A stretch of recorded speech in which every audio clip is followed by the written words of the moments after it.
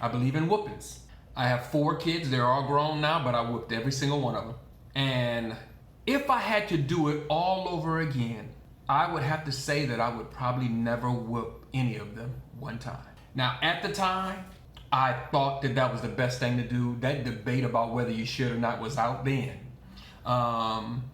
And I just believed, spare the rod, spoil the child. I think that's a scripture, I believe. So that is something that we believed in, we preached, we taught, we stood by it. But when I look back over it as a mature man who's older now and I have grandkids, when I look at how my kids turned out, how they respond to different things, even in my own life, how I respond or behave because of the whoopings I received, I feel like, and I could be wrong, I'm just telling you what I feel like, but I would do it differently. I feel like now that was the easy way out.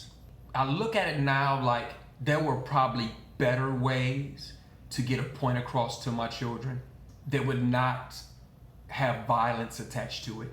I look back and I see the negative aspects of the violence. I remember the fear in my children's eyes at the time, but again, I thought it was necessary to save them.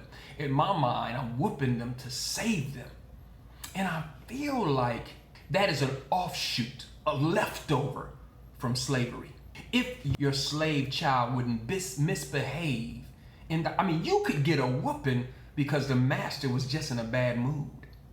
So if you running around the house and you was able to maybe knock over one of the master's cups, a lamp, I could imagine that a parent would fear that not only would their young child be beaten, they possibly could be killed, sold.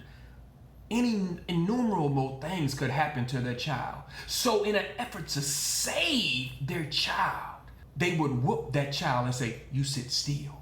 Don't you move. You be quiet. The master don't want to hear you crying. He don't want to hear you talking. The master say, keep that boy quiet. You better keep him quiet. And so that slave mentality of being able to save our life, again, it was a necessity, but that it seems like the black culture has still held on to that and we embrace it as something that's good for us, that's better. And you look back and you can see the master's kid is free and wild, and maybe they knocked the lamp down. But the slave child don't do anything. He just sit there, or she'll just sit there and be quiet and good. And even the master would say, man, your child is way better.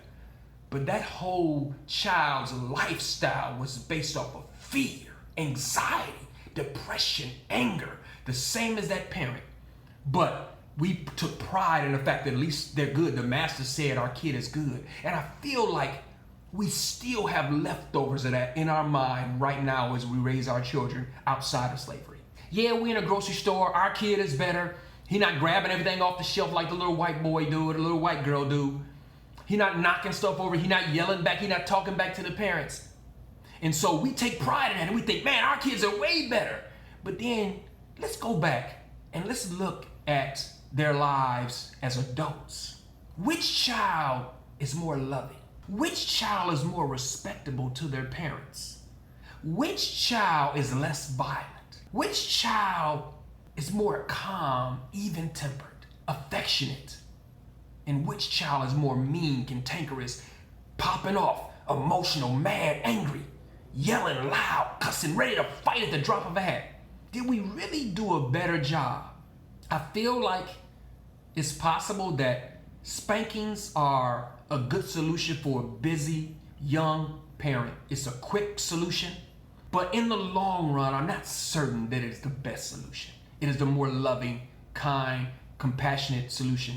The other solutions may require a little more work, but if we signed up to be parents, we signed up for that job. So again, I'm not saying that spanking your kids is wrong. That's not what I'm here to do. I'm saying that William E. Smith would probably do it differently. Like my grandbabies, I don't spank them, but that doesn't mean their parents don't spank them. But their parents got that from me. But I think that it teaches our kids to be more, if you just look at just the black people on a job, you get into a regular argument, white people get into a regular argument and it doesn't lead to violence. But somebody get in our face or disrespect, we ready to pop off and fight at the drop of a hat. Why is violence our first solution? Is it possible that it's because violence was our parents' first solution? I don't know. Let it marinate. Decide for yourself. Pray about it. Thanks for watching Us Crazy Christians. I'm William E. Smith. Have a wonderful day.